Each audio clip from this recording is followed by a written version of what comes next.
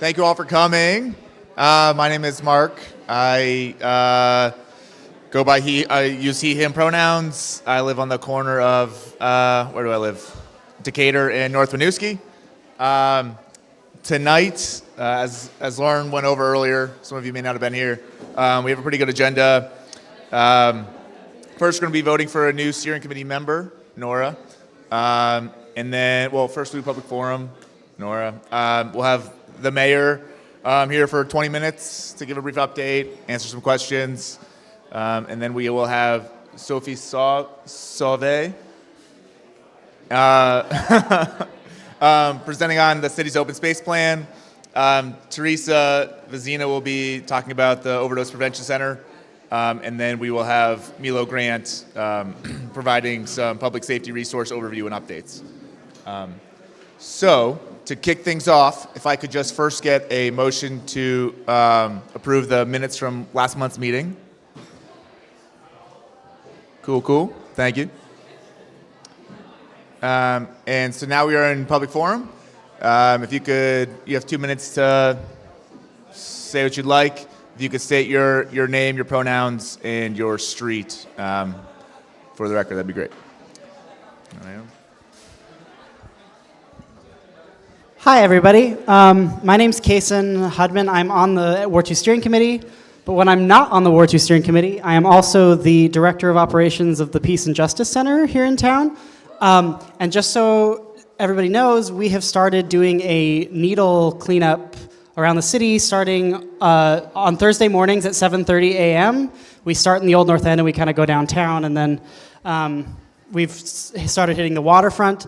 So if you're interested in helping us out with that, it's a volunteer opportunity. You'll get volunteer hours. Come talk to me, or you can email my Peace and Justice Center email at kason@pjcvt.org. Just wanted to let everybody know. We're starting in the Old North End, so we're starting in the mornings pretty close to where y'all probably live. Nice. Anyone else have anything you'd like to share, say?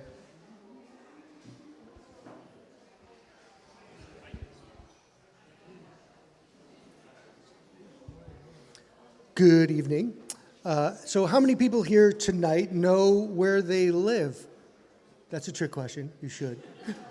How many people here know what ward they live in? So is there anybody from Ward 3? Oh, well, we have 2 people, 3.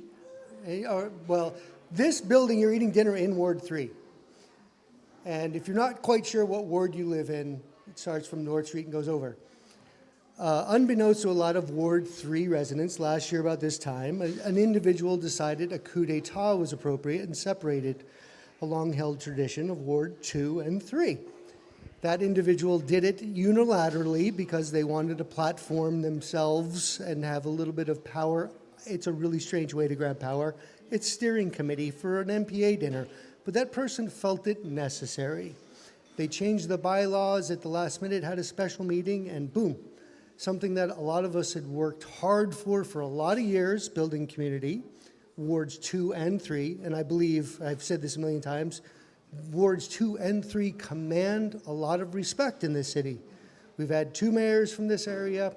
We've had excellent council individuals from this area. We command a lot of respect. The city has really given us a lot of acknowledgement for that as well. Next Thursday, Lee Morgan has proposed a special meeting next Thursday here. And during that meeting, we're going to try to rechange the bylaws. And the rechanging of the bylaws would remove the power from this one individual and his cronies on the steering committee that he has established. And then hopefully down the road, the projection is to rejoin those 2 to build stronger community. Because a lot of the issues that affect the downtown district affect us. It's the same issues, and we're a community. We took a lot of pride in building Wards 2 and 3, no matter how many times they changed over years with redistricting, but we still did it in a collaborative effort. And if you are in Ward 3, or if you know people who are in Ward 3, it's extremely important next Thursday night to come here to a special meeting. And don't listen to me, and my opinion is clear, but feel free to reach out. There's other people who know the situation and how things change. You can also see it on YouTube, the special meeting that happened in July and wasn't announced to anybody, where he decided we're splitting and didn't really alert those of us in the community, which was all he was required. Anyways, next Thursday, tell your friends and neighbors in Ward 3, all you Ward 2 people. Oh, Charlie, Okay, actually, you keep saying Thursday. it's the 18th. Okay, Oh, is that Wednesday? that's a Wednesday. Ooh, back up. Oh, wait, Wednesday the 18th, Okay, 6:30. 6:30 here. Yep, sorry, my scheduler, he should have, he should be up here. So we still serve a little bit of food, but not like this massive undertaking that you see in Ward 2. So next Wednesday here for Ward 3, they'll have a smaller dinner, but there will be something. And Thank feel you. free, if you can't make it here in person, like I can't, you are welcome to log in and participate online, and your vote will count. And changing the bylaws to make it impossible for one individual to get their cronies to change the bylaws in order to just do whatever they want. And it's, why would you do that? It's an NPA, it's community. It's like an ego trip. Anyways. Thank you. Any others? Okay. Right. Okay, so I guess at this time we'll invite Nora up to kind of tell us a little bit about herself. I did see her.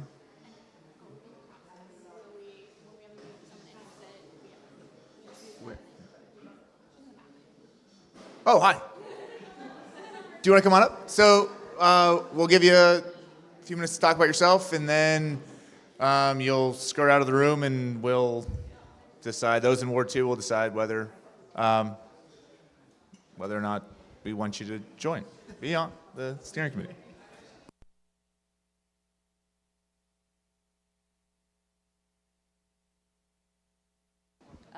How about now? Ooh, that is better. Okay. Hi, everyone. Good evening. My name is Nora Ahrens. I use she, her pronouns, and I'm just going to speak super briefly as to why I would like to be voted on to the Ward 2 Steering Committee. So first, I just want to thank everyone for coming on out tonight. I think it's a wonderful display of community and for allowing me to speak tonight.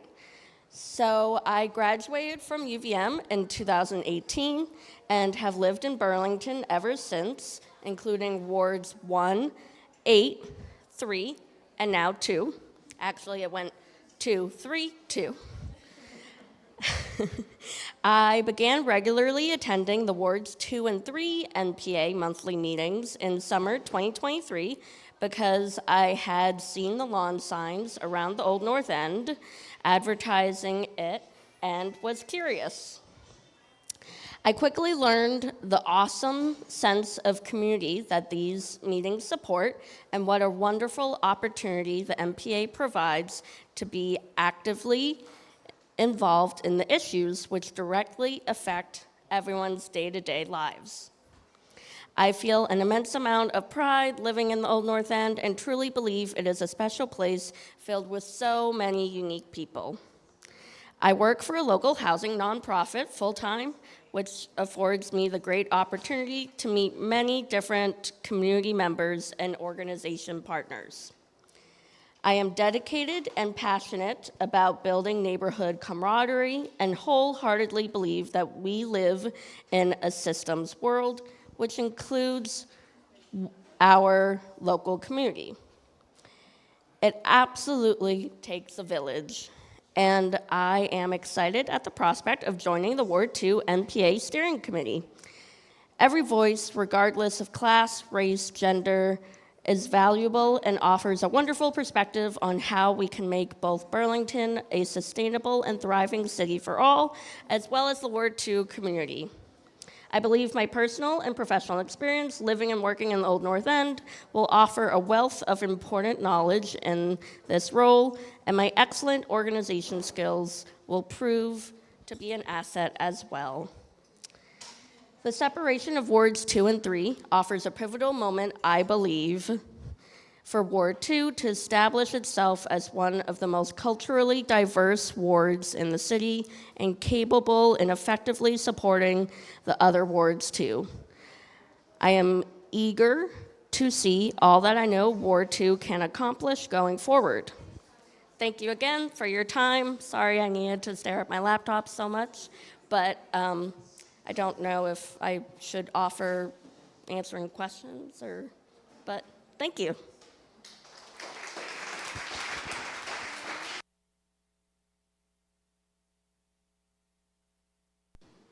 Okay, so let me just check in with Lauren here to see what protocol is. So I move that we put Nora's name to be on the steering committee. Oh, well, does he shift to me? So Jacob seconds it. Okay.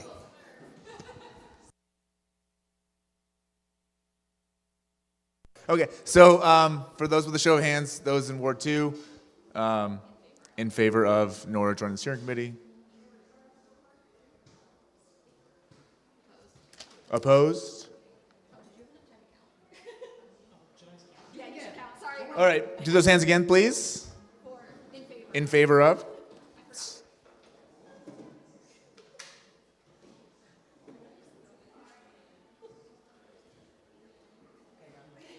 And opposed? Abstain? Cool. All right. Nora?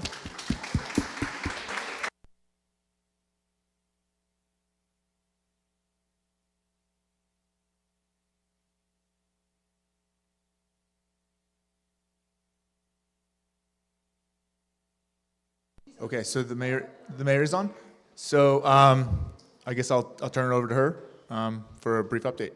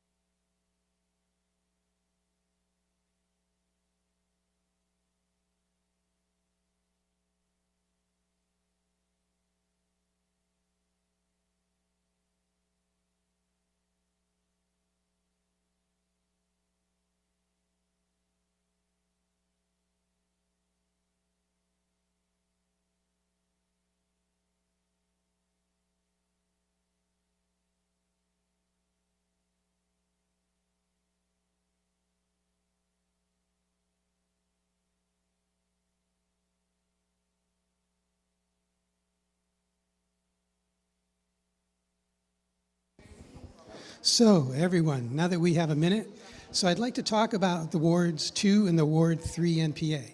So we've been together for decades, and that's why it's so difficult for some people to let that go. But that's not really up to people in Ward 2. That's up to people in Ward 3 to decide what they want to do. The NPAs are wonderful. All the city councilors for the last 30 years love it because it gives them an opportunity to talk to people in the neighborhoods that they don't normally get. So the mayor's office, the city councilors, they love it. People in the community, they love the NPAs. And so there's not as much division between wards 2 and wards 3 as you may think. So if they do eventually come back together, that's fine, because it was that way for like 25 years. So that would be a good thing. But I hope no one gets the impression that it's difficult. Thank you. Hi, and now we have, hi, thank you. Here's the mayor to give a briefing. I love Zoom. No, I don't. Hi, everybody. Sorry I couldn't be there today. I just got back from Burlington High School graduation, and I was able to have the honor to help hand out diplomas, which is really special. But I would be there normally, but it is the last day of school. It's been a day.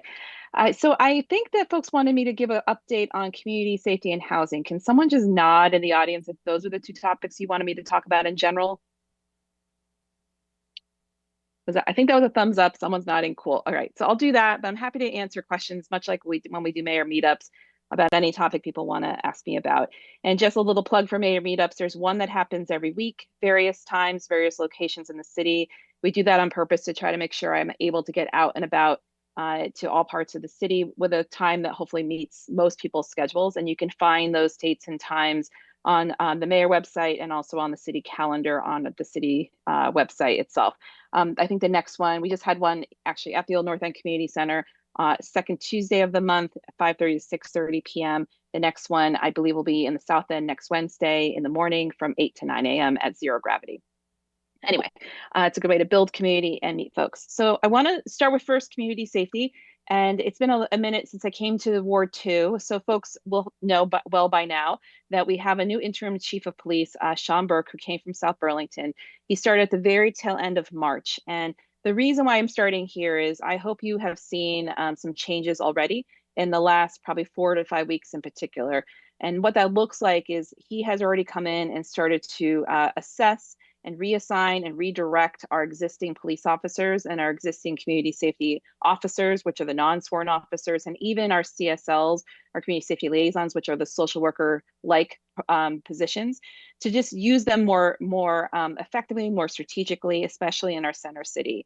So you will see if you're downtown, police are out of their vehicles, walking around, meeting folks, building relationships, and doing a lot of the components of community policing that maybe 10, 12 years ago, we were starting to see a little bit in Burlington. I've already seen it. I practically live downtown at City Hall. I've seen it in the park, but I've also seen it in a way that's around really engaging people in appropriate ways and adding a level of visibility that's helping to start to shift trends of antisocial behaviors downtown. Another big piece that is coming, we're in budget season right now, and I'm happy to talk about the budget. We just did a big presentation to the City Council on June 2nd. Excuse me. There's some additional information we'll be presenting to them again on Monday, June 16th, that is a further development in our budget. But one of the pieces related to community safety I want to call out is the Howard Street Outreach is what I'm trying to say, Howard Center Street Outreach program, which has been on the books and happening for 20 plus years. And while it's grown in its size and its staffing, it started with literally one person 20 years ago. These are the folks who are in plain clothes, walking around downtown doing intervention and support work for folks, largely with folks who are having mental health challenges. While they have grown in their staffing to meet the increase of need downtown, the acute need in particular, the city's contribution has not. I served on city council about 15 years ago, and I was very surprised to see that the city still was level flat funding $75,000 roughly every year for that critical part of our community safety system. So in this next year budget, I have earmarked $249,000 for the Howard Center Street Outreach. And that's a very strategic and important investment because the Howard Center itself is starting to lose state funding. And this is the wrong time for us to be losing this critical partner in our community safety support system to help people meet their needs and better coordinate ways to help people get their support that they need. I'm also very excited to talk about two very tangible things that have been the result of several months of work and development by Ingrid Jonas, who's the senior advisor on community safety in my office. She started last fall in my office. One of the most tangible things that has come out of her work is that she secured us a 5th spot in the state of Vermont for the situation table. This is a hands-on high case management intervention kind of model that's been run in Springfield, Vermont, Bennington, Brattleboro, and I'm forgetting the 4th one right now, but we have the 5th and final grant funded spot, which means it's free, which is good because we've been having some budget challenges in the city, which has been very challenging. But we would find a way to use this no matter what, but I'm really grateful that it's free because we can also network with the other communities in Vermont to learn from them. But this situation table program actually started in Canada and has been slowly making its way across the country. Outside of Boston and Chelsea, Mass, they were one of the first cities in the States who took this on. And what this basically does is, in a more organized and strategic fashion, focuses on the folks who have the highest risk of causing harm to themselves or to others in the community. And so we know when we look at the police data, the police incident data, that there's about 20 to 30 people in Burlington who are behind a high number of those incidences, disproportionate number of those incidences. Chief Burke is working on cutting that information this month so we can know specifically really not only who those folks are, but also how many folks, how small that number of people are behind how many incident counts in particular. Because that tells us that if we actually have a strategy that focuses on those needs for those individuals, we can probably start to change things for those people. And we know that social determinants of health underlying this are often when people don't have secure housing, when they don't have access to mental health care, maybe they're living with a substance use disorder issue, maybe they're just having trouble meeting other fundamental basic needs. That increases people's risk level for what causes harm or causes antisocial behavior or whatever it might be, people doing even more harm to the community. So the way that this works, we've launched an initial information session with the situation table entity that trains in the States. A week ago, we had 60 partners in the city area join us. And by partners, I mean big organizations like UVM Medical Center, the school district, Champlain Housing Trust, Steps to End Domestic Violence, like those kinds of partners. And everyone was really excited about this high level organized intervention that will work. And so the design is, it meets every week. We'll launch in July because there's 2 days of intense training that have to happen before we launch, but we're launching in July. And basically folks get referred. So an individual will get referred to the situation table. I won't go into the weeds unless people have interest in this. There's a whole script that they run, and they really focus on no more than 3 or 4 people a week until they have some progress on the intervention, the engagement that they do with that individual. And they bring the partners to the table who are needed to engage with that first person. So it might be the Howard Center, because they're someone who's one of our frequent folks downtown who's just having a really hard time.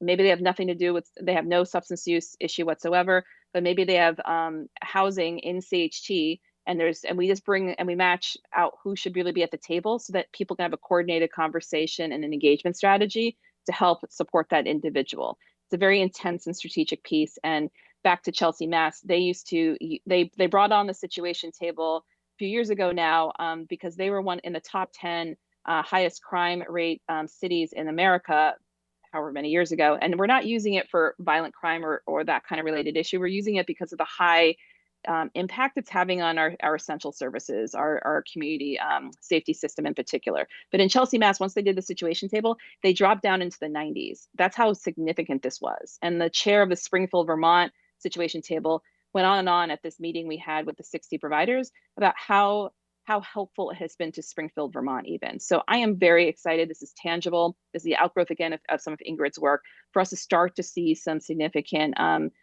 change and some better supports of people who've just been cyclical in their constant impact on our system. And obviously they're suffering as well in the mix of things. The second thing that's related to that is we're launching what's going to be called the City Circle.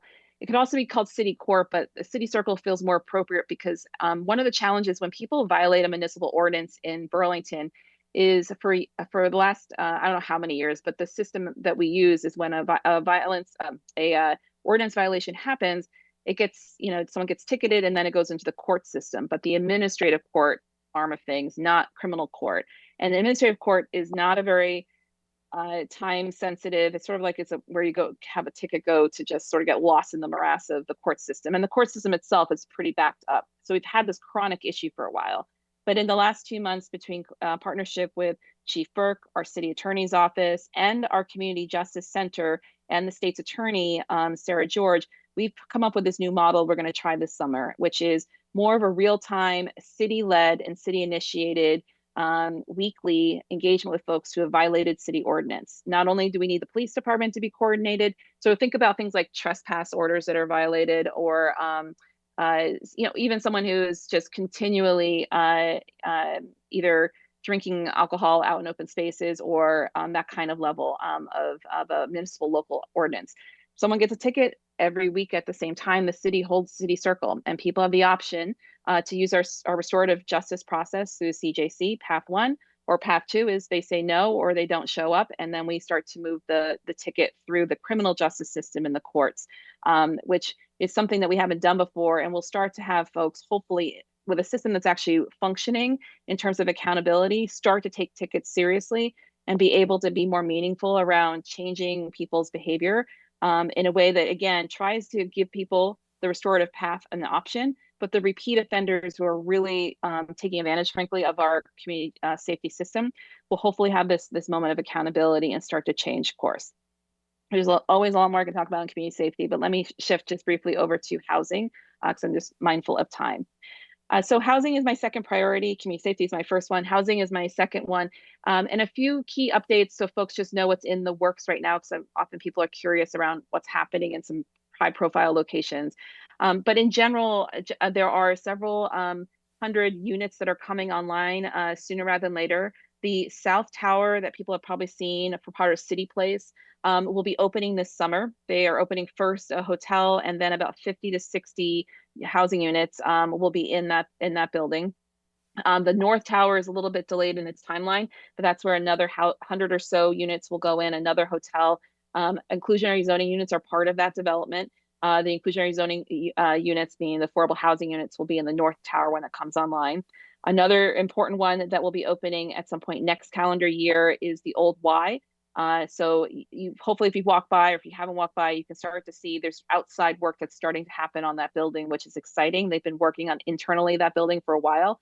I think that's about 75 housing units that will go in there. Affordable units will be inside that building as well. Sometimes developers can place affordable units elsewhere or pay into our housing trust fund. They're placing the units actually in that building. And then the third one I just want to highlight out of the gate is the VFW Post building, which is over, I'm not going to call it Murder Mart, but people who've been in Burlington long enough to call for some reason that gas station Murder Mart. But anyway, the building that's going up where the old VFW Post used to be is now being built up, and that will open towards the end of this calendar year or very early into 2026. That will be affordable housing units. It's CHT property. The city has put some money in as well for veterans. And then on the first floor, our community justice center will finally have a great permanent space to be using. That's in a space that folks can easily find, and it's just a better space than where they've been for the last several years. So that's what's coming online. But a couple things looking forward. In this budget that we presented to City Council, we're creating a senior advisor on housing strategy, because the city really hasn't had a robust housing strategy that's really going to help the city move to put more housing online of all types and all sizes, but ample affordable housing in particular. So in order to do that, we need to be looking at our IZ, inclusionary zoning ordinance, updating that so it can push for innovative ways to get more affordable housing built sooner. Our system right now either gives developers two options. One is build the actual units if it's a development that's over a certain size on site, or pay into the housing trust fund. But what's happened in the last several years everywhere that has zoning like this is that the cost of construction has gone up, and people can make a lot more money by building only market rate housing. And so they've been just putting money into the housing trust fund, because everything is so much more expensive.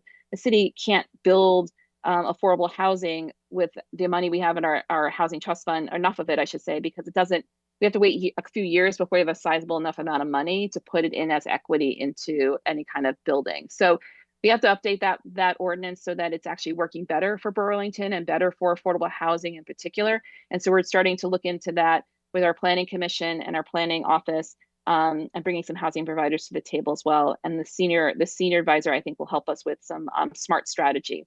I also want to make sure we're using CEDO as we merge CEDO and BWD back together in a way that's more of a powerhouse around housing in particular as part of its chartered mission.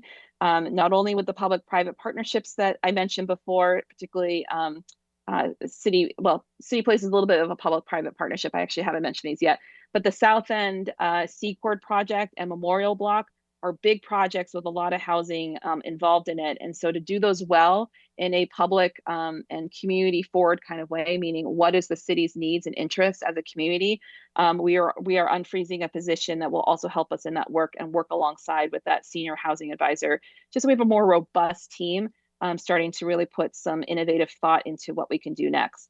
I'll just wrap up by saying our planning director really has some really smart and innovative ideas. I was just meeting with him today, and he's presented over the last couple of city council meetings on all these kinds of housing developments that exist when you look across the country, but also into Europe, that are just really innovative ways to build more housing, to do it in smart ways that do infill so that we can really advance neighborhood code to actually bring more housing units online. Because in order to meet our state goals that were set for Burlington alone in the next 25 years, we're gonna have to build 7,000 units. On average, we bring on maybe like 50, well, not even on average, we're expected to do like 50 to 75 units or so a year. So we've really got to accelerate if we're going to get anywhere near those numbers. So Charles Dillard is the planning director, and some of the ideas he's starting to bring forward are really exciting as we think about how to help do even small levels. Again, when I mean housing of all sizes and types, I'm also talking about people being able to use your small lots to add an ADU or something that's just, a small development, and not just reliant on these big developments like Cambria and Rise, because we have to again bring housing on of all shapes and sizes. That's probably more than I needed to say, but happy to pause there and see what questions and comments or whatever people want to share with me. Okay, does everyone have a question?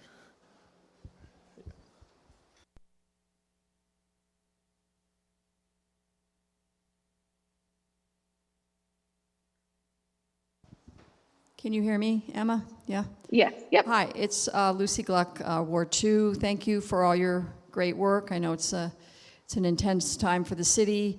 As you know, because we're neighbors, the F-35s have been very active recently. Mm-hmm. And, in a way, I hear we don't have any control unless Bernie and Peter Welch can get behind changing the mission for our Air Guard, but I'm wondering if you see any way to make progress on that. Mm-hmm. Hi, Lucy. Well, I would say, I want to remind folks that in September, October or so last fall, the City Council passed a resolution on this, instructing my office to do a little bit of work, but then the council itself to convene a small committee on behalf of the city, of city councilors, to meet with the federal delegation. We did our piece, which was presenting to the council on the airport relationship with the National Guard, and how we could, what does that include, and what would be, I think the charge was something like, what would be the loss to the airport if the F-35s were not located there? So we did our piece of the work early winter, I would say. I don't believe the council has actually formed that delegation. Now, I'm just giving you that as information, because I would encourage you to reach out to your city councilors for more information on that. But of course, I mean, I don't even have to be blunt about it. We all know who's the president and what has changed since even that resolution came online. So part of what is a new reality is just having to work with the Department of Defense and the Pentagon is wildly different than it was even 6 months ago. So that does prohibit our ability to sort of work some channels I think we were working under prior federal administrations. And at the same time, I think we as a city need to stay consistent and persistent on this, and make sure that the federal delegation continues to hear, and also that we work with the other communities. I can't remember now, Lucy, you probably know. I think there were at least 2 other communities who also passed resolutions that were similar to Burlington's. Are you saying 2? Yeah, maybe South Burlington and Winooski. I can't remember. But anyway, so I would just say, we've been wondering a little bit, and I've been a little busy to follow up with the council. about if the council's still going to do its piece of holding delegation meetings with, holding meetings with the federal delegation, because I still think that's worthwhile and needed. One up front. Hello? Hello? Hi, can you hear me? Hi. I can. Hi. Hi, Em.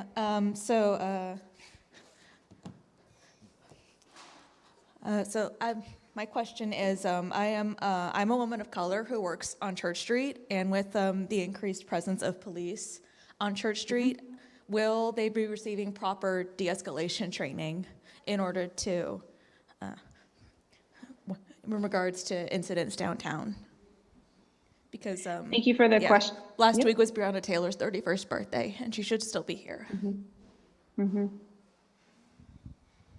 Thank you for that. Yes, so Burlington already has some different levels of training for Burlington police, but one of the things that I'm really confident around Sean Burke as a leader for our BPD is that he wants to make sure that we are a police department that has the values forward and the continual training and the continual expectation that not only de-escalation, but cultural competency. And that when I mean community relations, I mean community policing, sorry, it's been a long day. Community policing, I mean building those relationships and sometimes building trust for the first time, let alone rebuilding trust that has happened, is a key priority. So he himself, in his first 2 months, has already started to meet with community partners and do that as the leader of the BPD, meaning he's met with, for example, the city has trusted community voices, which are liaisons to various immigrant and refugee communities in our city. And so making sure that we're building those relationships and that he is going and doing deep listening and hearing that feedback. About a year and almost a half ago now, the Vermont New Americans Advisory Council issued a report. It was prior to me becoming mayor, around ways that the city can do better in terms of cultural competency and understanding and doing better. And a lot of that was written to the police department because of mishandlings of the ways that the BPD handled. Again, this predates me as mayor, so I wasn't involved in the details of it all, but it mishandled some of the relations with some families of color, especially New American families, around some of the higher gun violence that was happening with youth at the time. And when I was mayor, some of the, I would say, mishandlings of how we communicated, engaged some of the youth who were doing more violent behaviors last summer. So he has a clear understanding and a clear assignment for me that this is an area we have to really focus on in terms of building relationships, building trust, but then that expectation to officers and CSOs in CSLs. So we're on our way. There's a lot of work to do. But I also have that in mind when we do police commission appointments. There's several that are coming up at the next council meeting or maybe the one after that.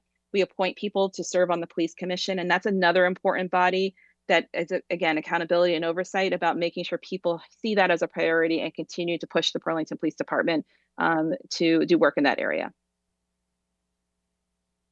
Thanks for the question. Thanks. Hi, Emma. It's Patrick Johnson from Green Street. Hi, Patrick. So you mentioned about City Circle. I believe I heard you say you're going to turn civil into criminal, which I have just a little apprehension about, as I know the criminal system isn't necessarily the place for people who commit administrative and civil offenses. But personally, I trust Sarah George's judicial savviness, and there has to be some reasoning and efficiency which is being applied here. Could you perhaps elaborate on the logic from turning administrative into a criminal offense? Sure. And I shared your similar hesitation when I first heard this, Patrick, so thanks for the question, because it was very important to me, and I emphasized this throughout the process of developing this idea, that we not default into any sort of over-criminalization of actions and behaviors, that incarceration is not the answer, and that is not the end of what we are trying to do with this City Circle system. This is more about being able to have real-time accountability that right now doesn't happen because people sit months and months for any sort of day in court through the civil process. And there's no alternative structured right now that would get people into court diversion, because all of that doesn't happen until people have their day in court. So the delay is the part that we're trying to make more immediate with this weekly standing piece. And yes, all those components of making sure that we are using discretion and making sure that we're using other alternatives that Sarah George, or should say State's Attorney George, has set up in her own State's Attorney's office, would all be pieces that she and her team would be using if someone does not choose the CJC course and they go into the actual court system as sort of path 2 as I described it. So we'll be rolling out a lot more details, Patrick, because I don't have the deeper level of that. One thing you can tune in for is June 18th is my next press briefing on community safety, which CJC and Ingrid Jonas, and I believe Sarah George, but don't quote me on that, will be there to specifically get into the details on City Circle. So more of this is certainly going to come out, and we'll share some of that level of detail. Thank you. you. We'll thank the mayor for her time. We do have a schedule to stick to, so. I love that. Good. Thank you very much. Thanks, everybody. Enjoy this beautiful evening. Thank you. Okay, so next we have Sophie Sauve giving us an update about the city's open space plan. And Scott.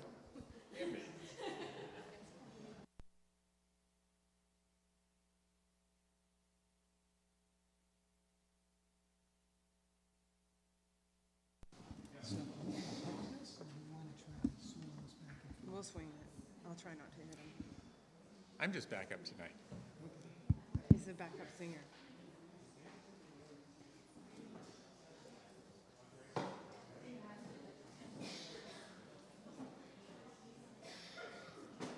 right, show me our professional music. You're funny.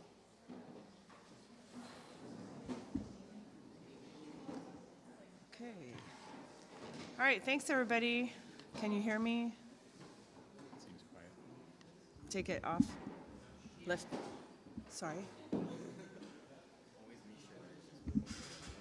Oh, okay. That's why you're closer. Okay. Hi. Okay. Can everybody hear me? Project more. Okay.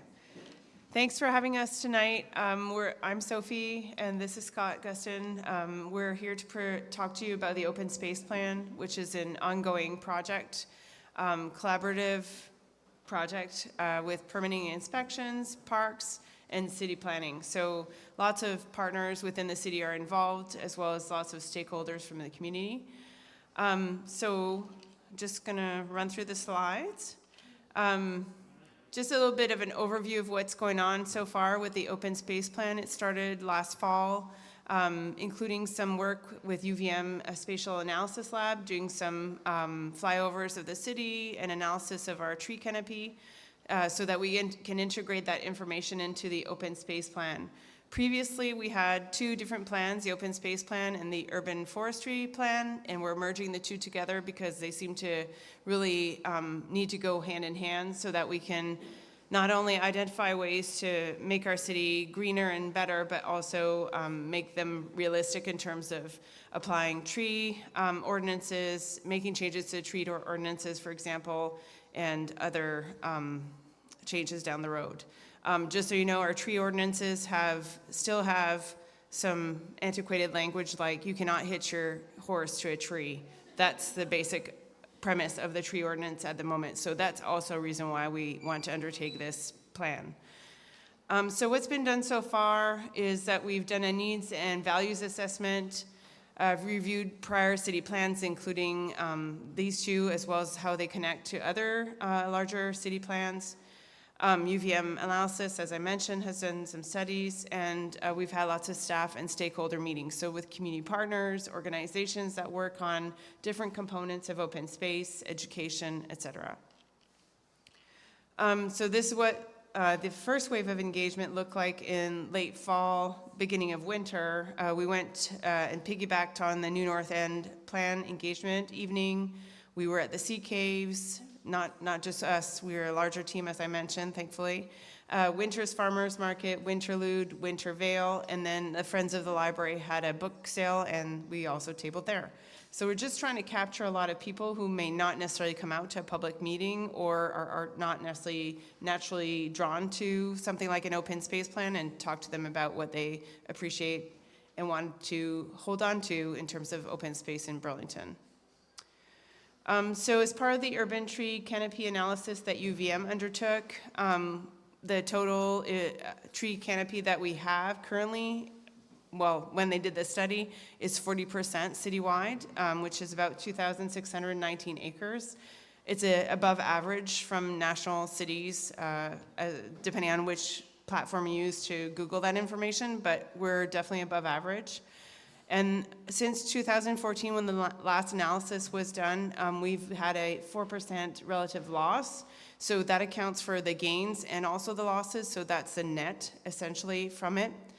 And they're unevenly distributed. So aside from large projects like Cambrian Rise development, which has happened since 2014, and the Champlain Parkway, the losses are pretty spread out throughout the city. But a lot of the gains themselves are really in our parks and other open spaces. And you can see this in this plan, which uses hexagons to kind of focus on areas and the absolute changes. So the darker purple are the larger losses, and the darker green are the larger gains. So you can see where we have a concentration of canopy, where there's a lot of trees, for example, Intervale, along the wetlands, there's greater gain in canopy, and then you can see down here in the south end, that line is essentially the Champlain Parkway. So trying to analyze, what UVM has been doing is analyzing all this data to try and pinpoint where there may have been losses for other reasons, and then we integrate it into the open space plan as strategies going forward on how we want to protect that or concentrate some focus of conservation and management, et cetera. So out of the first wave of engagement, which we did in the fall, a lot of themes emerged. 4 of them kind of rose to the top. They include conservation, connection, experience, and cultivating. So I'll go through what those topics kind of mean. They seem quite broad, but when you have all sorts of things going on, it made sense to put them in larger buckets.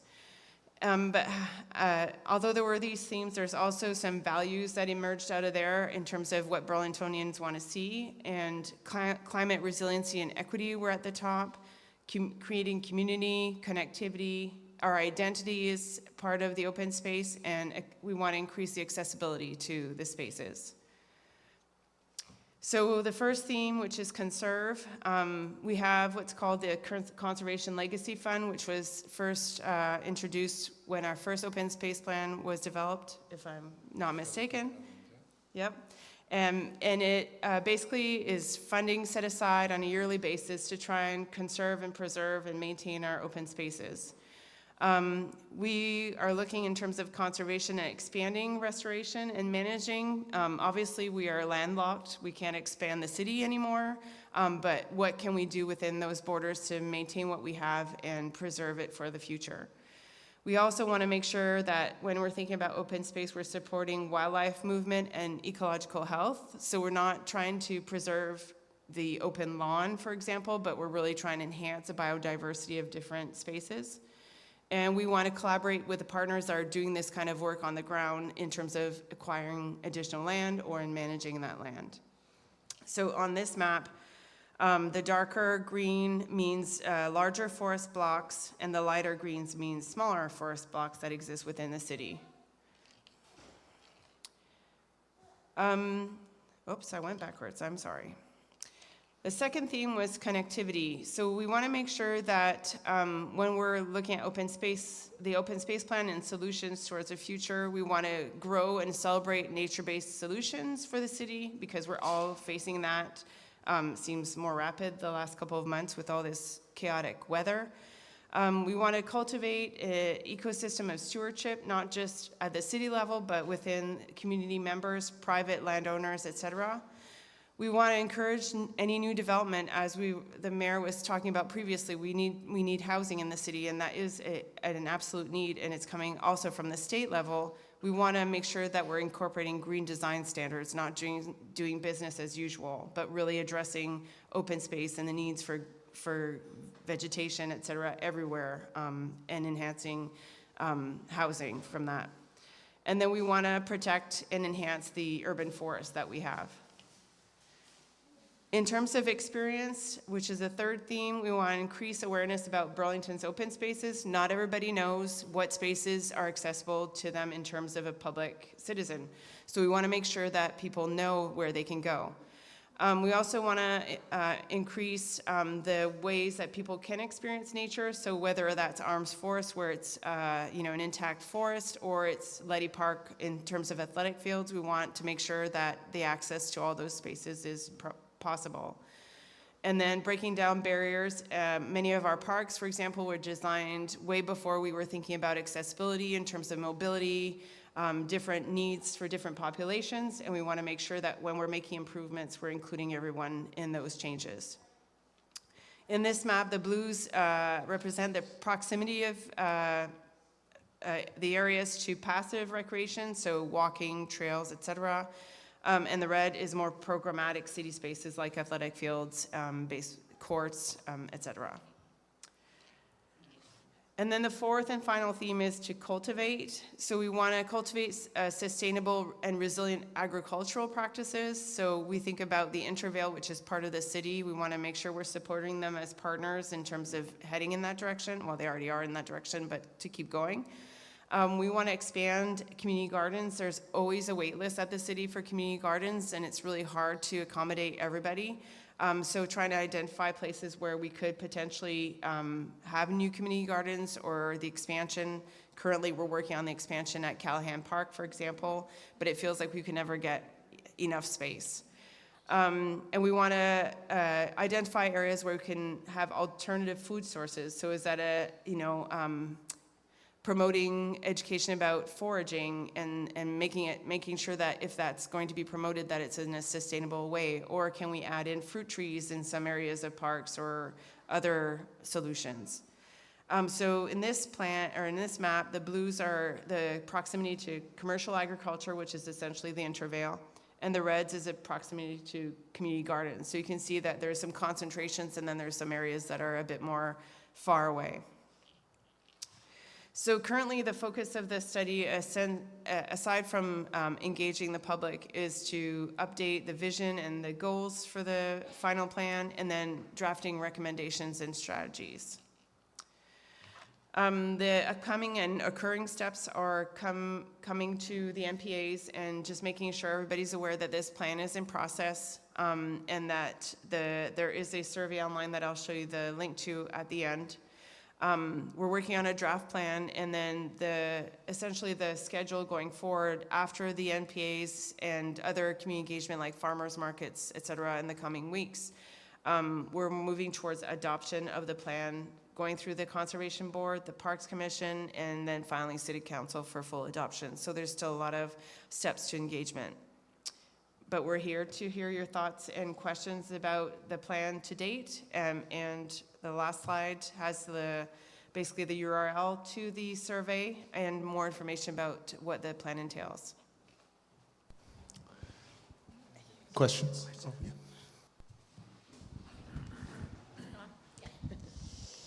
Thanks for coming. Lucy Gluck in Ward 2. This isn't in Ward 2, but I feel strongly that the barge canal should be kept open because of the vulnerability of that land and the fact that it's toxic, obviously. And there's been a huge push, from what I understand, from developers to move ahead with taking a bunch of the soil out, shipping it out, and then putting housing there. Of course, we need housing, but I don't think that's a great spot. Do you have any thoughts about the barge canal? So the city doesn't own the entire area of the barge canal. We own the parcels more to the west, away from Pine Street. And to date, that area, in working with, and it's mainly projects led by CEDO, not by Parks, or permitting and inspections. But to date, the area has been determined by the EPA to be okay in terms of human access, but the state has higher regulations. So that is a barrier to moving forward in terms of permitting access to humans on the side that's city property. In terms of the development, I don't know if Scott can speak to that, since he's in permitting. Maybe. So the city actually owns the property around the Barge Canal, the Superfund site. The property at 501, I think, is the address. That's further east along Pine Street, is privately owned by Rick Davis. There's been a number of proposals to develop the site. Long story short is, thus far, it's proven too expensive to do anything.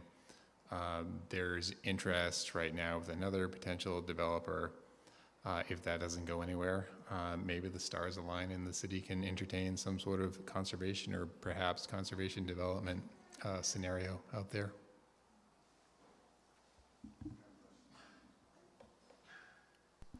Hi there. Sounds like there's a lot of things going on here. I'm glad that you're bringing in the canopy goals and updating those. And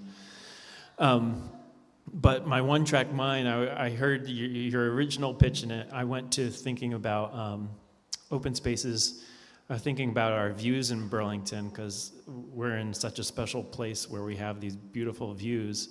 And I know right now in Battery Park and also up at the Ethan Allen, the top of the Ethan Allen Park, where there's like the little, what do you call that? Pinnacle? Cupola? The pinnacle? What's that? The pinnacle? The pinnacle, where there's that little structure. We haven't really been maintaining those as we used to. And also thinking about back in my days when I was over at UVM, there used to be, you could go up to the fire escape and all that stuff. And now we seem to be having less and less access to these views, both towards the lake and towards the mountain. And I'm wondering if that's going to be part of this plan at all, is thinking about how to access those, whether in park spaces or in buildings. I would suggest you take the survey. One of the kind of action steps that's been drafted so far does talk about view sheds and addresses that, so making that comment in there would be helpful. But it's the ones you're referring to are very specific, whereas the open space plan so far is more open to talk about, citywide goals, but there's no harm in mentioning those for sure. Yeah, I would just add briefly, the city zoning code has view corridors, public view corridors that are mostly along east-west public streets. But Sophie's right, it is an identified action item in the open space plan where we can consider public views from parks and other public open spaces. Any other questions? Okay. Thank you, Scott. Thank you, Sophie. Thank you, Scott. We will have the link to the survey and Sophie and Scott's contacts in the minutes. The same should be said for the mayor. I forgot to mention that, and to anyone online. The mayor's contact information will be in our minutes.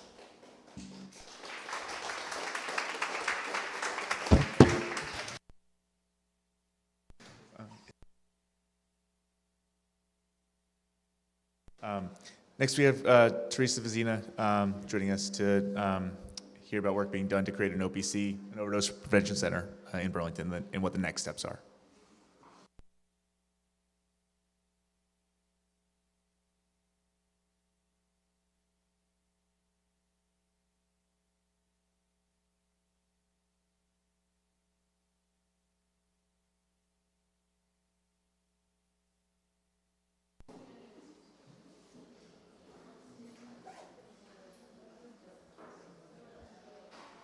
Oh, and I would also encourage anyone to stick around. We do have a door prize, a $15 gift card to City Market. We have a box in the back. If you feel free to drop your name in, and we'll draw that at the end.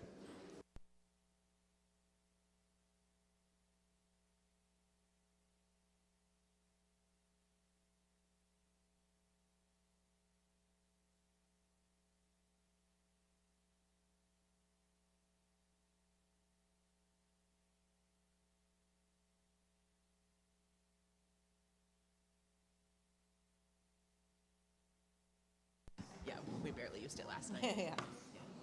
Okay. Okay, thank you, thanks. All right, I think we're starting. PowerPoint to pop up. It's a big room. Casual. I know, it's good. Yeah, I like that. It's more comfortable. All right. Good evening, everybody. I'm Teresa Vazina. I'm the Special Assistant to Overdose Prevention Implementation at the city through the mayor's office. And Jess Kirby graciously agreed to join me tonight and was also at our Ward 1 NPA last night. And Jess is the program director. Sorry, I might have got your title wrong, at VCJR. So this evening, we're going to share a little bit about where we're at in the process for the Overdose Prevention Center. I'm not one to want to go through a lot of slides. I actually was hoping that we could also take questions that people might have, but I'll give you a little update, and then I'll kind of toss it over to Jess. So what we know now and what's happened over the last 6 months since I stepped into this role is we built out a letter of intent process, which allowed people to submit their proposals for becoming the overdose prevention provider. The city needed to choose a provider. The city is a pass-through for the opioid settlement funds, and then we'll work collaboratively with the OPC provider to roll out the project. So in, I think it was March, that process completed, and the city selected Vermonters for Criminal Justice Reform, VCJR, as the OPC provider. We had a really great review committee reviewing the proposals. We had a couple of folks from the Burlington Board of Health, Chief LaChance from Fire Department, Lacey Smith from BPD. We had an amazing physician from UVM Medical Center, from the Emergency Room Department. We had someone from Recovery Vermont, and myself and Joe from the mayor's office, and Sarah Russell from CEDO. So we had a really great team that really reviewed those, the proposal, and we are very lucky to have VCJR step up to the plate to take on this project. It is a big project, and it's complex. And so I would love to toss it to Jess now so she can tell you a little bit more about VCJR and what they do, and then we'll kind of jump back to the PowerPoint. Thanks, Teresa. Hi, everyone. I'm Jess Kirby. I am the Director of Client Services at VCJR. We currently operate a direct service program for people living with substance use disorder and people with justice involvement in Burlington on Bank Street. We have a walk-in model. We try to help people with whatever they walk in the door with. It's really about providing low barrier, kind of on-demand access to MOUD medications like buprenorphine and mental health medications, access to treatment. You know, we bring people to the clinic. We help people get in their first day of starting methadone. We bring people to, you know, inpatient treatment. We really try to just be like a one-stop shop for whatever it is you need, harm reduction. We have a drug checking clinic in partnership with Vermont Cares, where people can check drugs for contaminants and for safety reasons at our office, and we're really excited about that. And a lot of just harm reduction offerings, and also recovery service offerings and treatment offerings. And we work with a lot of really high-risk people. We have lost a lot of people to overdose. We are working with a lot of people who are currently experiencing overdoses on a regular basis and losing their friends and family members, and worried about having a fatal overdose themselves. We're really committed to providing overdose prevention services, and have been working on OPC for many years with Teresa and a lot of others in Vermont, and we're really happy to have been selected. We feel like we're a really good fit because we think it really needs to be people that operate, you know, from a already very low barrier model that's about reducing harm, that's about relationships, that's about earning trust, working with people over long periods of time through periods of use and non-use, and all of those things, and just like centering the person that we're working with and helping them with whatever they're needing. And one day that might be needing a safe place to use drugs, and another day that might be getting a ride to Valley Vista and moving into sober housing. And so we feel like we're really uniquely positioned to do this because we do all of those things, and we have really, really strong relationships and trust with the population that we're intending to serve with an OPC.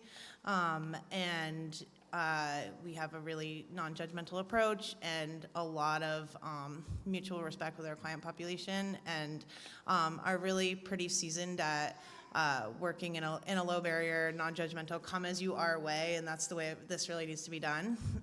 We're really looking forward to going through this process and opening an OPC hopefully soon, and we plan to operate that in a way that's kind of like I was just describing, but bigger. We're really small right now in terms of staff. We will have more resources, more staff, more community partners, more people to help people with all the things that we were just saying, and to observe people while consuming substances and intervening in the event of an overdose. So that will just be one of the things that will happen there. We really intend for it to be, you don't know what people are coming in there for. It's not gonna be like glowing sign OPC. It will be like, this is kind of a hub for harm reduction and support services and treatment and recovery services and overdose prevention services. And people could be walking in there for, probably multiple things each day. And so we'll have a lot of medical care on site, wound care, treatment for mental health, treatment for opioid use disorder, and pretty much, any preventative medicine care and primary care need. And that's, come as you are, when you are ready, and keeping that as simple as possible. We really try to make it painless for people, and that's why people come. People are up against enough. They have had a lot of poor treatment in the past, have a lot of stigma, have a lot of shame experiences, and we really want to help people with all those things under one roof in a way that really helps our community too. People are really struggling with places to go for these things. We have a lot of stuff. We don't have a lot of stuff in one place. And, people's needs are really unmet in Burlington. That's why we're seeing a lot of the, harm in the community that we are. And we think this will really help to keep people safe and, intervene on some of the issues that we're having in Burlington. And happy to take questions about any of this. I'm going to do one slide. If we could just bounce to the next slide, yes. I just want to talk a little bit about the funding, because I know that this is a question that comes up quite often, and that is, how is this project being funded? And I apologize if people already have heard this, but the legislation that allows the Overdose Prevention Center to even exist it's through Act 178. And with that same act that passed the immunity, basically the immunity to allow this as a state-sanctioned program, also came with $1.1 million per fiscal year, starting in fiscal year 25. And that's coming directly from the opioid settlement dollars. Opioid settlement dollars are dollars that are coming from big pharmaceutical companies who did harm, right, to our world, and especially, for people that were just being overprescribed prescriptions. And so this is the funds that come from these big settlements are coming into states all across the country. And here in Vermont, we also receive, I think it was about, the first drop was about $18 million. These funds are to be coming in over the next 15 years. The intention of the legislature was to fund the OPC, 1.1 million through fiscal year 28. We do know that we have fiscal year 25 and fiscal year 26 funds available to stand this project up. The project has been mapped out as a phased project. So phase one is going to be about planning and capacity building. This is a very big project actually, and there are requirements.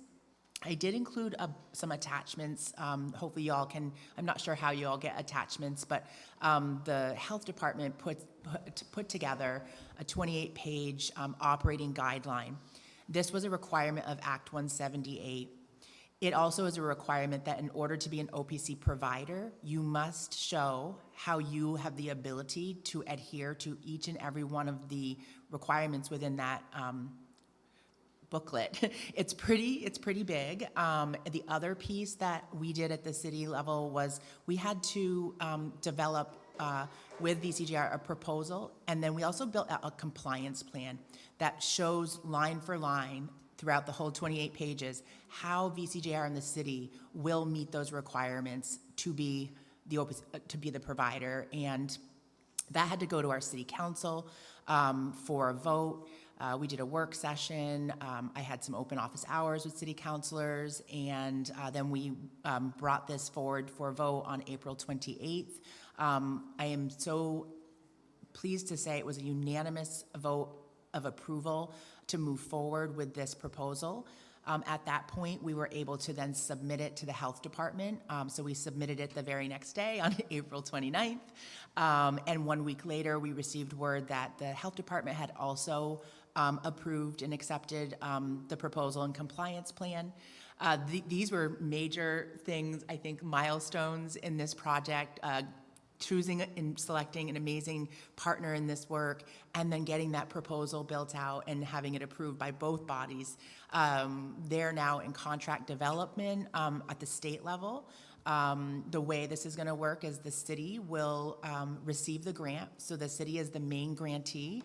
The opioid settlement dollars will flow through the city to our subrecipient grantee, VCJR, and then we'll support the needs that they may have. But they also will have their own dream team, I'm calling it, that they're building out, and an administrative body that will really help to flesh out the project, as well as pulling in some consultants and external technical assistance from other folks. So that's, I just wanted to share that as like the step where we are.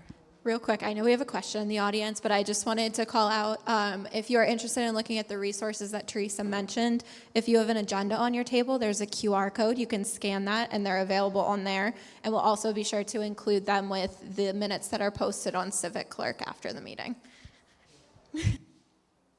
Hi, I'm Kate. I live in Ward 2. Thank you for your presentation and the work that you do. I know we probably have all been touched by people who use or could have benefited from your services. My questions are about the sort of long-term sustainability of something like this, and it's maybe this is spoken to in the attachments, but can you talk a little bit about like, are there other organizations, if VCJR something were to happen, like what, if there was only like one good application, and even if it was amazing, like would be kind of concerned to hear that. And then also what your, like how your staffing is going and what your expectations are for staffing. This seems like the type of thing where the plan to run it could be really great, and if you can't staff it, it could be like worse than not having it at all in some cases. And so I'm curious, like if you can talk about your current open, like how much, what percent, you know, if you have a lot of open things now, how you hire people, like what your thoughts are on that. I can't imagine that these jobs are super like lucrative and like really, I imagine you might have some trouble hiring, so I'm just curious if you can talk to all of that. Sure. I will try to remember everything that you were asking about. You know, just remind me if I struggle, but we actually have, in terms of staffing, we have 3 people right now. VCJR has been in existence since 2013. We have a lot of people that are interested in working at the OPC. So we will post the positions, we'll interview, you know, we'll do all those things, but we do have a lot of people that are interested, you know, in working at the OPC, but also there's a lot of interest in working in the substance use field. It is hard work. You know, we, you know, are really looking for mission-driven people, and there will be, you know, a lot of, you know, support and supervision and teamwork and all of those things. But those are just kind of things that come up in any work that is, challenging in the social work field. There was, what was the other part I was going to respond to? Oh, in terms of if there are backup plans, I don't know if something were to happen with VCGR, but, in Vermont, we're small. It's usually like there's one place doing the thing, you know what I mean? And, like there was one, full-time syringe exchange in Burlington, for a really long time. There are tons of programs that are like, offering one thing that rely on grants.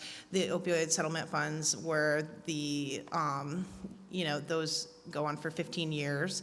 And the OPC was actually the thing that was out of all of the things, I'm actually on the opioid settlement committee, and out of all of the proposals that have been voted on, it actually had the highest support, like the most support. So it has a lot of support in the settlement committee. I think it's very likely that it will be able to continue receiving funding that way. And what else? What other parts am I thinking of? You want to add something? I think we could probably also add that all the onus is not on VCJR for staffing, for providing services. This is an incredibly collaborative project. It's going to require partnering up with other organizations who are providing some of those ancillary services already.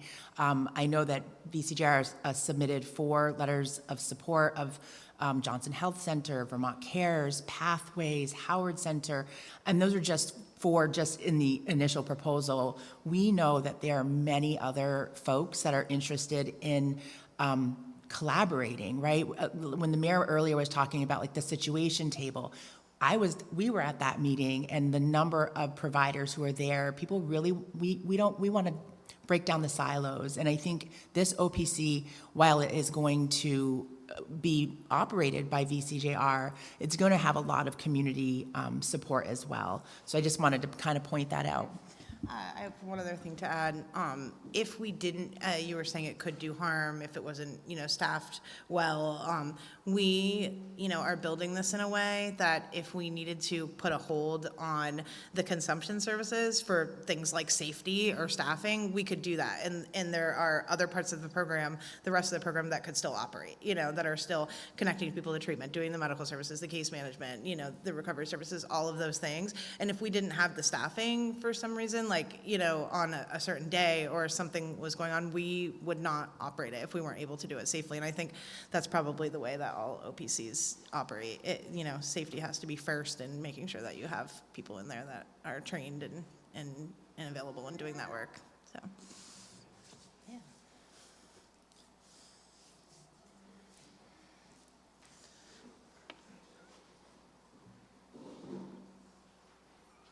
How's it going? My name's Ryan. I live in Ward 3 on Clark Street. And right now, every day across the street from the Howard Safe Recovery Center there, we deal with loitering and open drug dealing that flows onto private property. And I just want to know, whatever neighborhood this center gets put into, what oversight or preventions are there going to be in place to prevent that from happening?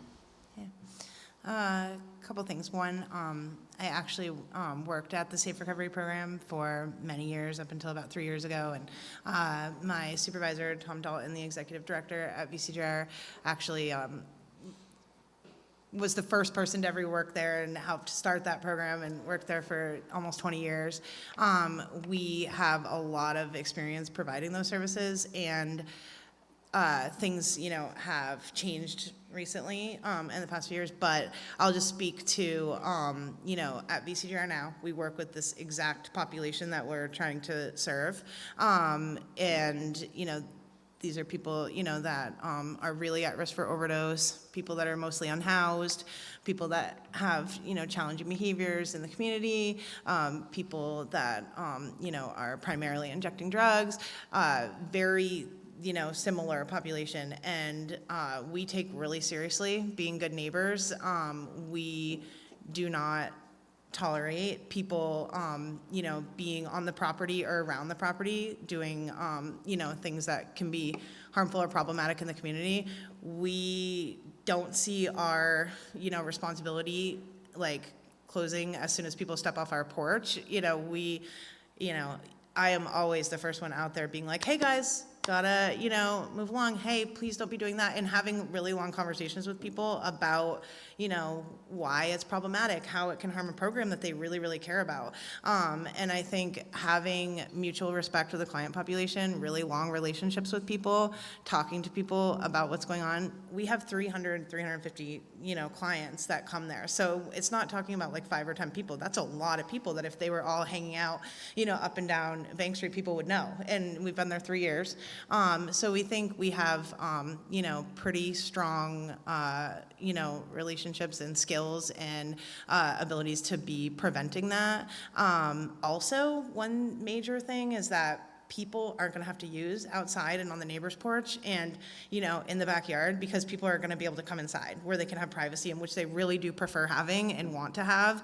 And people want to have sterile supplies and a place to safely do it and not be, so many of our clients talk to us about, being upset that their friends, maybe are using in public, or that they had a time that they did it and they didn't feel good about it. And, somebody said something to them, and it's not people's option A. And this is providing an opportunity for people to not have to be in the surrounding areas. We're bringing people in so people can do that inside in a safe way, in a sterile way, and be in a recovery, setting after, where people are hanging out after and having snacks and talking to case managers and, getting support for, behaviors that can come along with substance use sometimes. We think about this a lot. We're extremely committed to it, going well and us being really good neighbors. And we think we have a really good track record of being able to implement harm reduction programs in a really responsible way. So, yeah. I'm going to add one thing to that, Jess. Yes.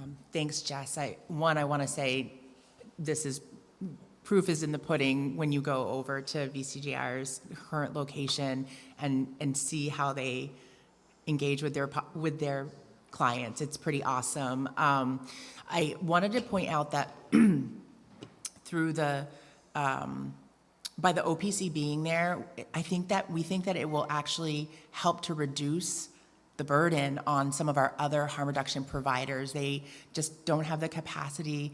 They are really struggling, right? Just like we're all kind of just struggling in different ways. And by bringing the OPC online as an additional service, not only do we think it's going to help what's going on over on Clark Street, but also it's going to help, hopefully, the folks at the library and like in our merchants. And like really the goal here is that the Overdose Prevention Center become a community space and center that improves the lives of our entire community. There will be tangible benefits for people who utilize a service, like staying alive, right, or getting connected with services, but the larger benefits for the larger community, I think, are going to be seen over time, right?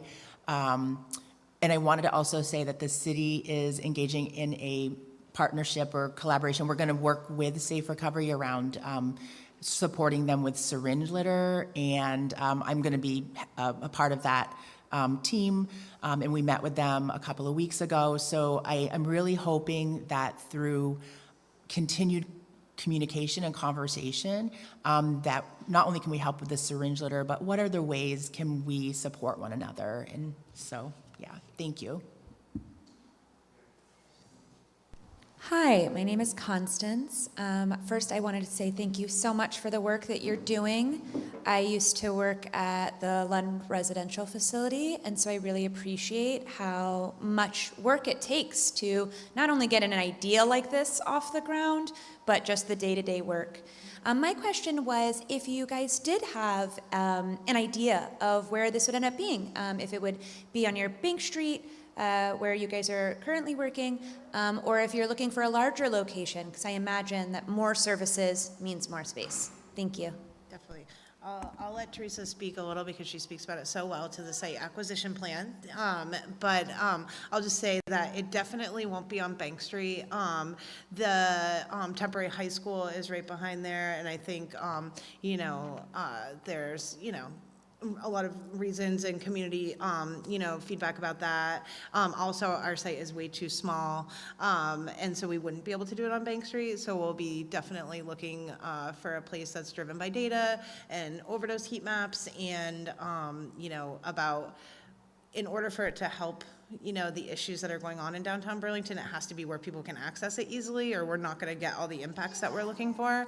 And so in order to really impact that area, we have to be very near that area where people can get to us easily. But Teresa, I think, has some things that will be helpful to add.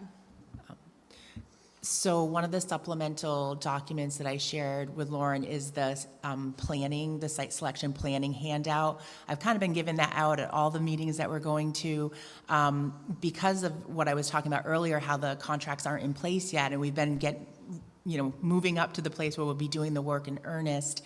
No site selection plan has even started, right? We've been talking amongst ourselves and that kind of thing, but it's going to require, through the operating guidelines, it requires a service assessment be done, and the city actually asked BCJR also to work with an external partner, a contractor, to do a neighborhood assessment. We felt that that was really important. We are going to follow the data, but we also want to make sure that we're including community input from all sectors, whether that be stakeholders, definitely law enforcement, EMS, and our other community-based providers, but also our business community, also our neighbors, right? And so through a very robust service and neighborhood assessment, there'll be a findings report. And what we learn through that will inform not only the location, but also we're going to be talking to people who are going to use the service, people who use drugs, right? And we want to know, what are you looking for? Where do you want this place to be? Where would you access this service? And I think that we take all of that information, put it all together, and then we have to look at what's available. What property is out there that's going to meet the needs, and there'll be the BCJR will be working with a broker, a real estate broker. The plan says we'll put together a site acquisition plan, and then at the end of the day, this goes back to City Council. Any site approval is done at that level at the City Council, and we know we're gonna not come at the very last part. We want to start talking about this as early as we can. So if there are a couple of locations that might seem kind of good, we want to start talking about those as soon as possible to get feedback from folks. So that's kind of the site selection piece. And I know everyone wants to kind of know also, when do you think we're going to, have something? And so I'm going to answer that in case someone's going to ask me anyway. And we don't have a solid timeline because we're building the plane as we fly it, so to speak. This is a first time go. And I think that our goal is that we would have a site in mind, to go to the City Council by the new year, so that maybe we could start looking at upfitting, getting the site ready to actually open doors, right? So that's kind of the goal, but again, we don't know for sure. It's going to depend on things, but we'll begin those service assessments and neighborhood assessments right away in July. And your group and all the other NPAs and many other groups will be reaching out to give you the opportunity to meet with the external contractors who will be doing these assessments. And this will all feed into the evaluation component of the project. Gives us some really great baseline data so we can measure outcomes after the site is open.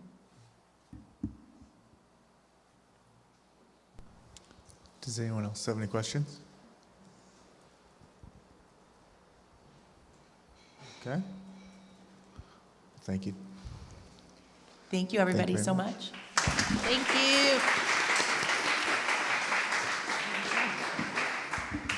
Everyone, thank you as always for being here. Those of you who are live in person, and those of you who may be streaming at a later time. The one thing I want to add to the presentation that we just heard, as a counselor and also when I was a police commissioner, I frequently heard complaints about service providers and the amount of substance use around these service providers. And as the crisis got worse, these complaints have increased. So when we talk about safe recovery and the needle exchange, we also get complaints about the food shelf. I've literally had people tell me that the food shelf should serve less people, because what was happening was sometimes people, while waiting in line, would use, and it was across the street from a daycare center. Various shelters, the pods, these are all places that inside do not allow substance use. The point of the OPC is to give people a place to go so that all the people that are part of our community safety response system, our firefighters, our police officers, our street outreach team, our community support liaisons, and more, would be able to approach individuals and say, you can't do this here, but this is where you can go. And that's what we have to really keep in mind, because that's the game changer that we need.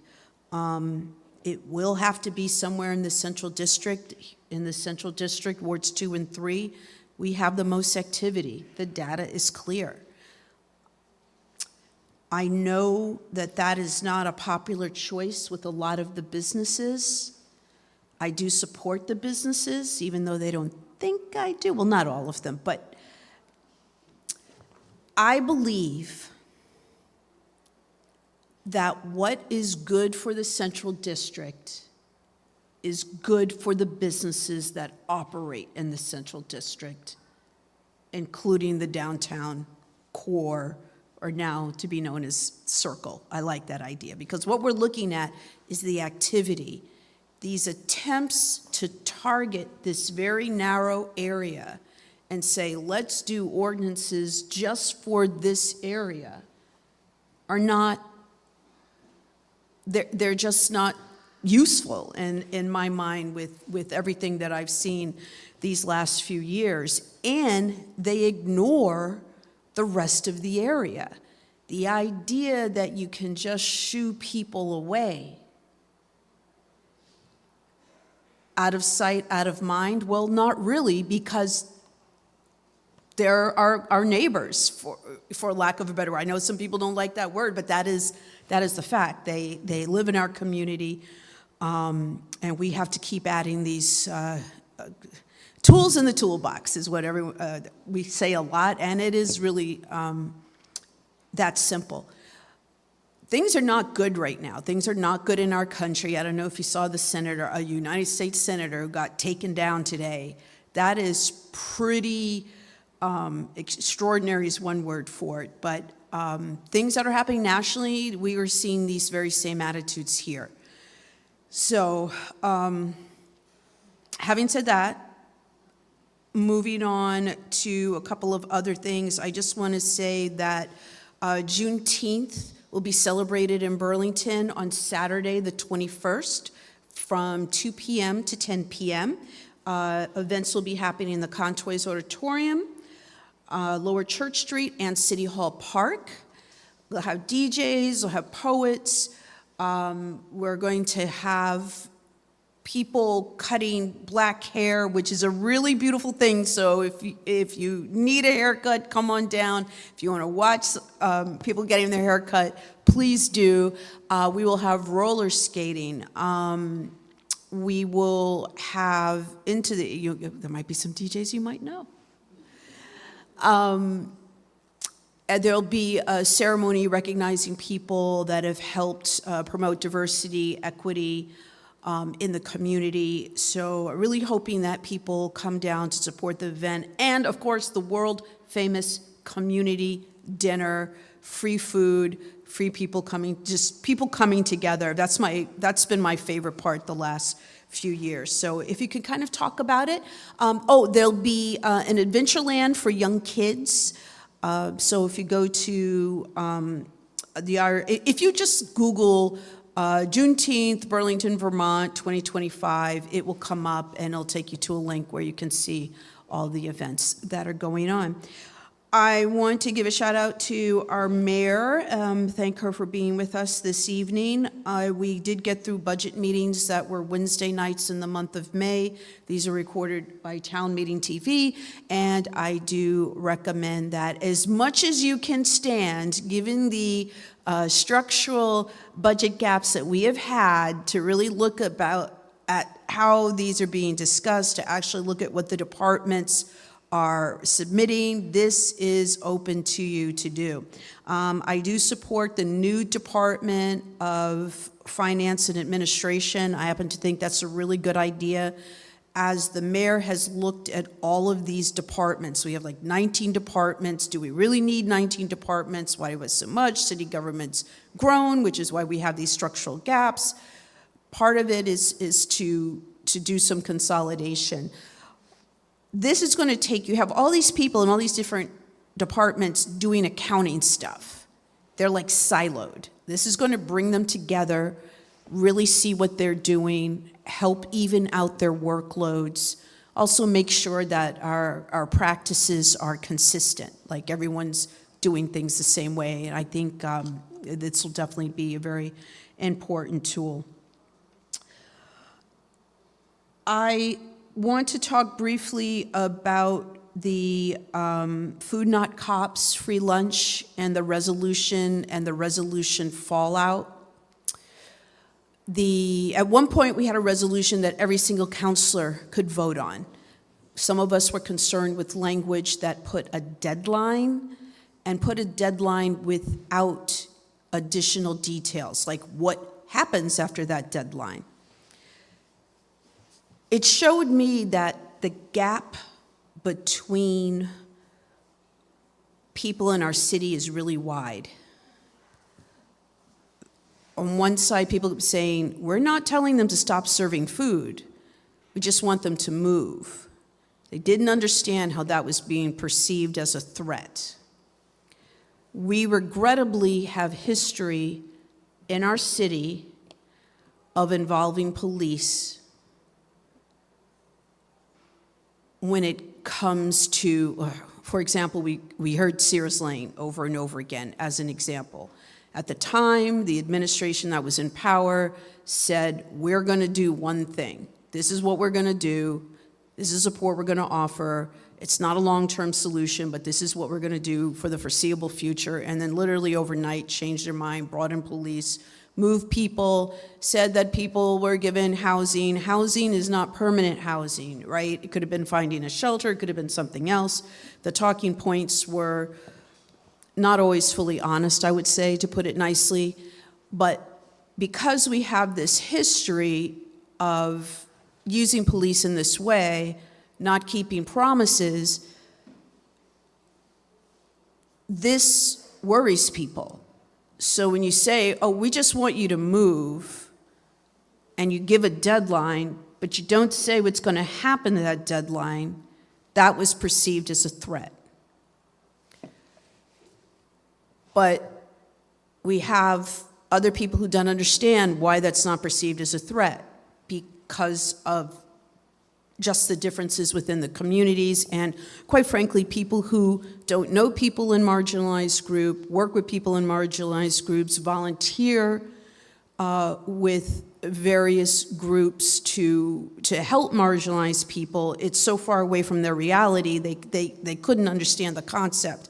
I'm not sure how to make that better. When I expressed at the last Public Safety Committee meeting my concerns about the fallout, businesses against businesses, residents against businesses, businesses against residents, employees against the businesses that they work for, I mean, it was crazy for a couple of weeks. All the social media, all the other types of communication that people were doing. I had someone who told me that they felt Food Not Cops was a terrorist organization. And when I expressed that to a fellow city councilor about the whole rhetoric around everything, he told me that's not true. So he essentially called me a liar. So this is what we're dealing with right now. And we're gonna have to find a better way. I do not believe that moving the lunch is going to bring about what they want in the garage. And that's not the only garage with issues. All the downtown garage have issues. because they provide shelter. Was it 2 Saturdays ago? We had that whole day of like pouring rain. I was walking around downtown. I said hi at the lunch earlier. I walked by again later in the afternoon, and there were plenty of people hanging out in the garage. Why? Because it was providing them shelter. And I don't believe in lying to people and people thinking they have this expectation that, oh, this is going to move and it's going to be all right. Well, if it moves, it's not going to move that far away. It's not going to solve the problem. What will help solve the problem is an OPC with other supports in the area, OPC, housing, etc. So that's kind of my comment there. I think we need to be more gentle with each other. I think we need to be very careful about insulting people who are volunteers. I mean, this is a group of all volunteers. This isn't even an official nonprofit organization, and they've been doing this since COVID. They predate the drug crisis. We kind of gone into one crisis after another crisis. I guess there's really not much more I can say on that, but I just need to get those thoughts out there.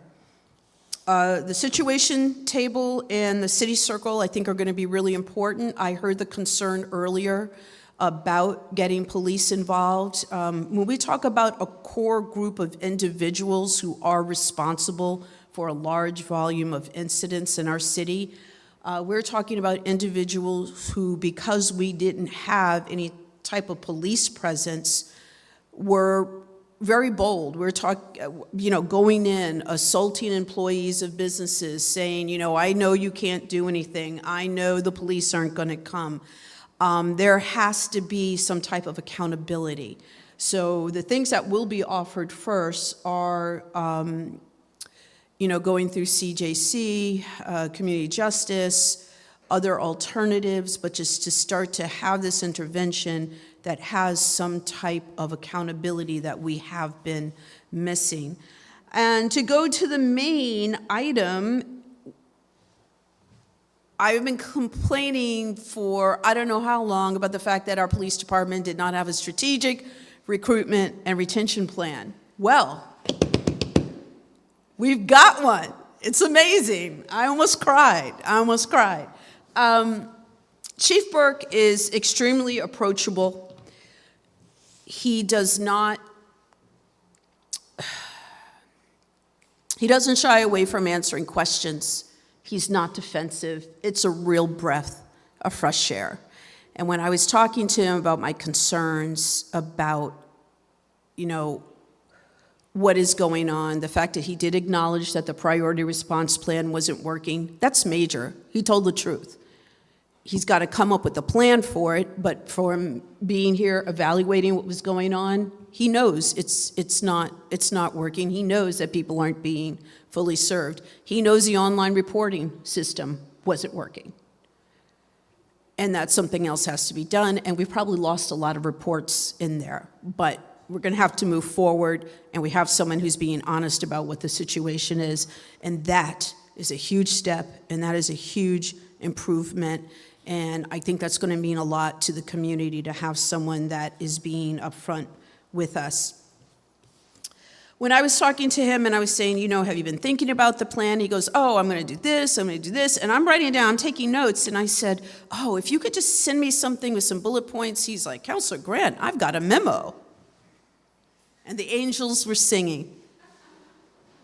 So when you go to the City of Burlington's website and you click on the agenda button and you go to May 29th, the Public Safety Committee meeting, we had a discussion with BPD's Executive Manager, Shannon Trammell, about this memo. And can I pull this for? I may have to take this out. Thank you. Okay. So first and foremost, Chief Burke has heard of social media. Unlike he who shall not be mentioned, Chief Burke knows how to use social media because it is 2025 and people don't go to newspapers to find jobs, right?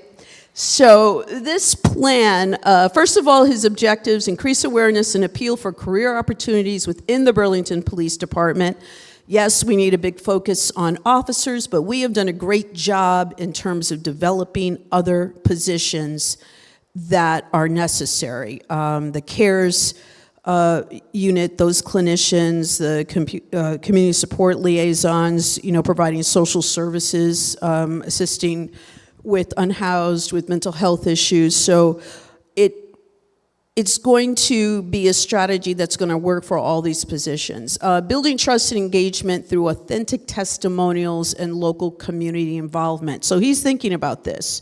He is actually out here in these streets.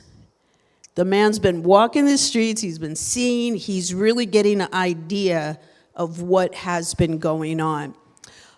Increased qualified applications through a multi-channeled approach, leveraging digital and in-person efforts. Build credibility, right? That's important, considering the things that we've been dealing with the last few years at the department.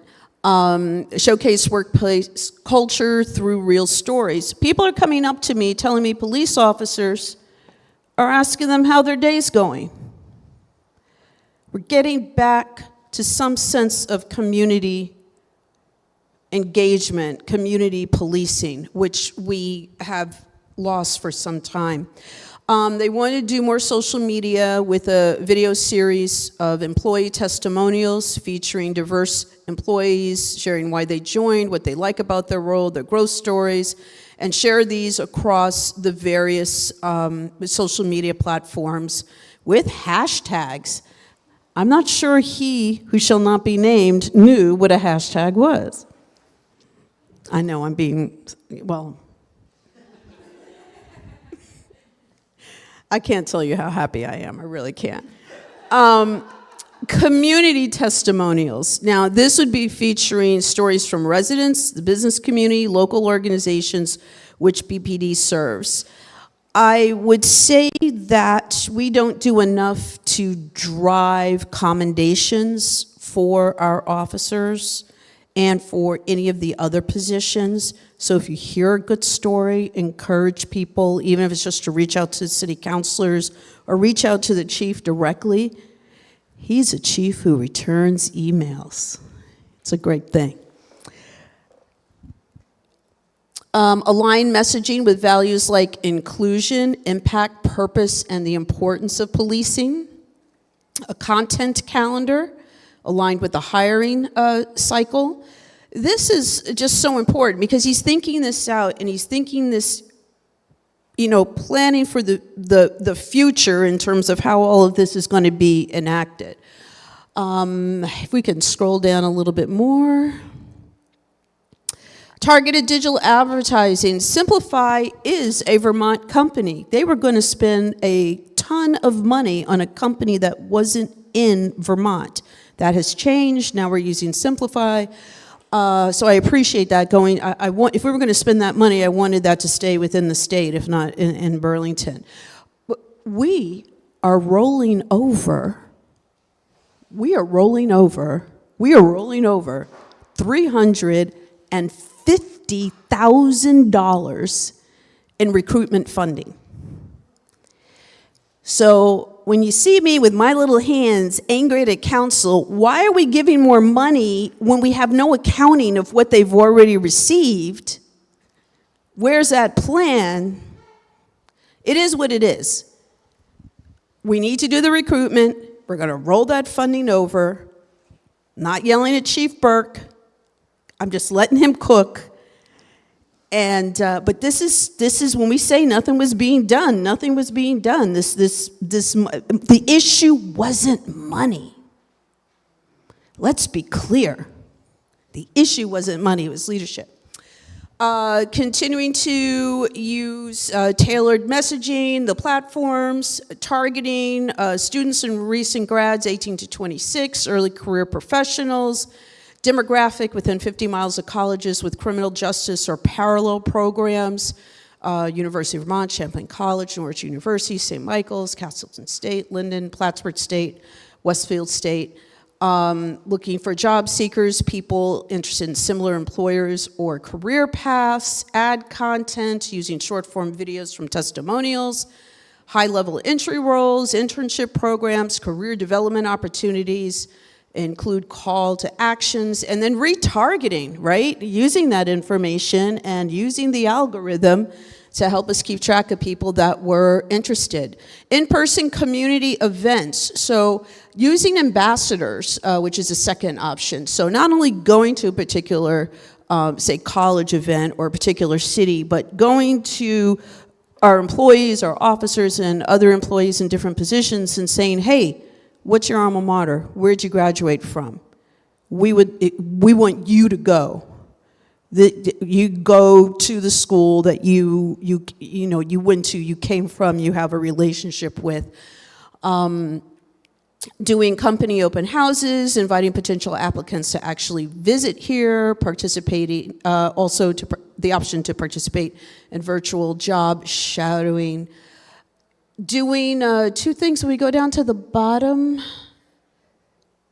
Okay, so there's two things I really liked here. The Vermont National Guard Prime program. Now, I am fully aware that sometimes people are concerned about police officers having a military background, right? And that is a big concern in this very moment because of the militarization of our National Guard and police officers in general.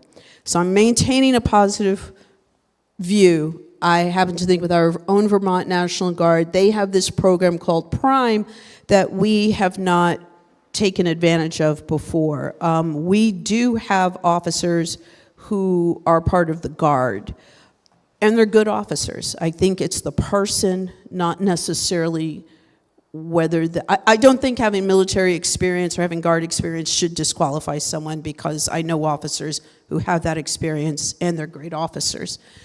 Prime aligns soldiers, airmen, the dependents with civilian employers through direct communication via email, in-person briefs, and word of mouth. So this is a program that we're going to be using in order to try to recruit people. Beach and parks. This is kind of a long-term idea. Beach and parks can be high school students and college students, and the idea is to identify mentors within the department, to work with them, and for those individuals that did really well in the program, to outreach to them at the end of the summer, maintain contact with them, see if this is something that they would want to do. The chief would actually write them thank you notes in the fall. Mentors would continue to make contact in early winter. And then the final thing is to be interfacing with the city's HR department. I was always really concerned that under previous leadership, there wasn't the best relationship that there should have been with the HR department. And also HR offering resources to the recruiting team. So that is it in a nutshell, and it is available as an attachment on the May 29th meeting. I think this is really exciting. With regards to the budget, we are budgeting again for 10 new officers. We are starting with less officers than we had last year. But I think this year going into... Hello? Oh, they were back. Okay, so we're getting, Milo, we're getting really close to the end here. Sure, I got a couple more things, and then I'll take some questions. I know, Charlie, I go on too long. Sorry. Lost my thought. I wanted to say that applications have upticked since new leadership. So they're working 16 applications right now. I'm not sure how many will be fully qualified, but that is a number that they're really pleased with.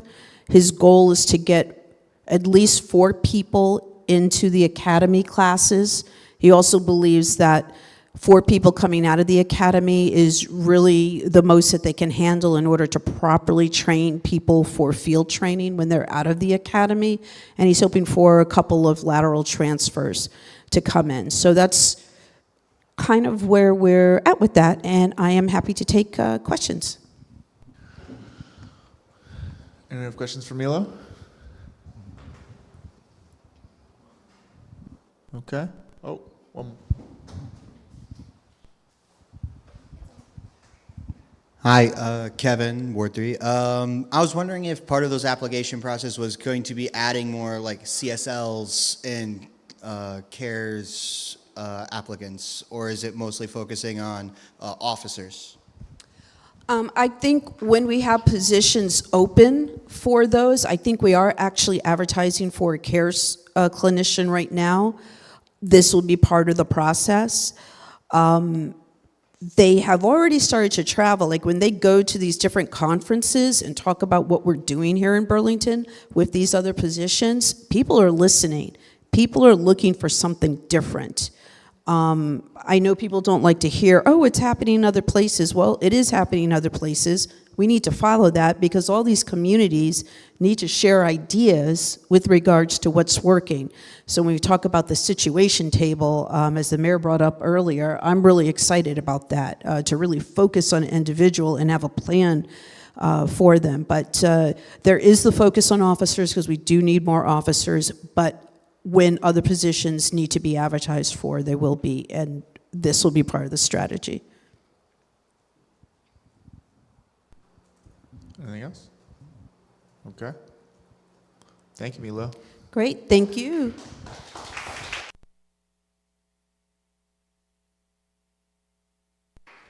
All right, so let me just pick a name here for this gift card. Ryan Dupuy. Dupuy? Uh-oh. Uh-oh. Kale B. Hey!